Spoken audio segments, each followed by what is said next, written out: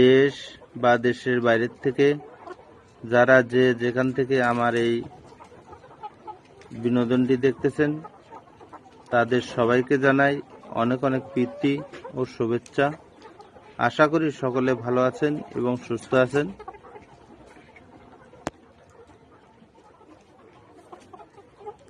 আপনাদের সামনে প্রতিনিয়ত নিত্য নতুন ভিডিও নিয়ে হাজির হই। আজকে যে পুলেট মুরগিটার ভিডিও দেখতেছেন এই মুরগিটা একবারে ডিমের জন্য রেডি মুরগি।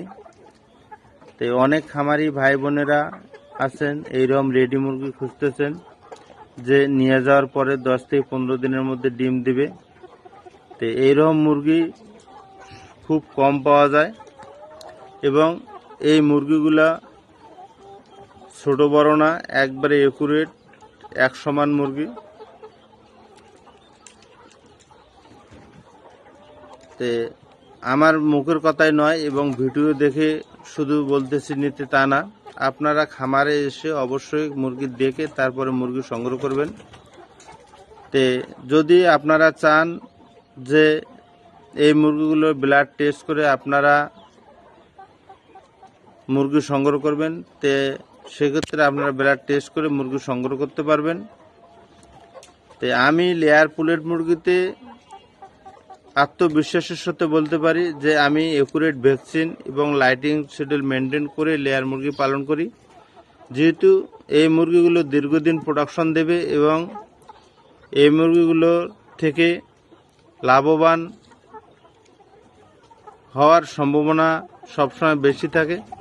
তো লেয়ার মুরগিতে দুর্ঘটনা খুব কম ঘটে। তাই আছে যে আপনারা যদি সঠিক নিয়ম মেনটেন করে চলতে পারেন, তো কি কি নিয়ম মেনটেন করে চলবেন এই বিষয়গুলো নিয়ে আমি আপনাদেরকে কথা বলবো এবং আমি হোয়াটসঅ্যাপ নাম্বার দিয়ে দেবো আপনাদেরকে। আপনারা সবসময় আমার সাথে যোগাযোগ করবেন এবং আপনাদের কোনো কিছু সমস্যা হলে অবশ্যই আমার হোয়াটসঅ্যাপে জানাবেন, কমেন্টে লিখে জানাবেন। ইনশাল্লাহ আপনার সমস্যার সমাধান করে দেওয়ার চেষ্টা করব। এছাড়া নতুন উদ্যোক্তা বা নতুন খামারি আছেন যারা নতুন করে খামার করতে চাচ্ছেন বা করবেন, তো তাদের জন্যে আমি বিশেষ কিছু কথাবার্তা বলি। সেটা হচ্ছে আপনারা মানুষের কথায় ভুলবেন না এবং কারো কথায় কান দেবেন না। আপনারা নিজে দেখে শুনে তারপরে মুরগি সংগ্রহ করবেন। তো মুরগি সংগ্রহ করার সময় অবশ্যই খেয়াল করবেন যাতে মুরগিগুলো একুরেট থাকে, এক সমান থাকে এবং ছোট বড় যাতে না থাকে। তাহলে আপনারা দেখা যায় খামার ভালোভাবে চালাতে পারবেন এবং সে মুরগির থেকে প্রোডাকশন আপনারা ভালো পাবেন। আর সবসময় কাজের মুরগি নেওয়ার বেশি করে চেষ্টা করবেন, যাতে কাজের মুরগি হলে গেলে দেখা যাচ্ছে যে আপনার খামার চালাতে সুবিধা হবে এবং ডিম নষ্ট কম করবে, মুরগি মারা কম যাবে এবং ঠোকরাঠুকরি কম করবে। এছাড়া দেখা যাচ্ছে যে মুরগি সংগ্রহ করার আগে আপনারা যতদূর সম্ভব অবশ্যই ভ্যাকসিন পরিপূর্ণ দেখে নেবেন এবং যাতে bird flu S9 S5 vaccine করা থাকে।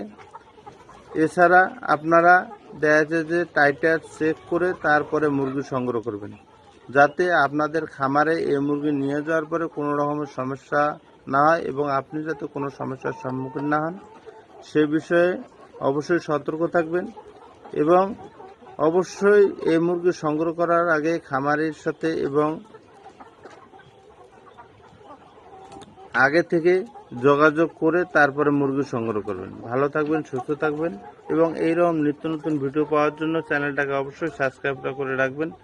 ধন্যবাদ।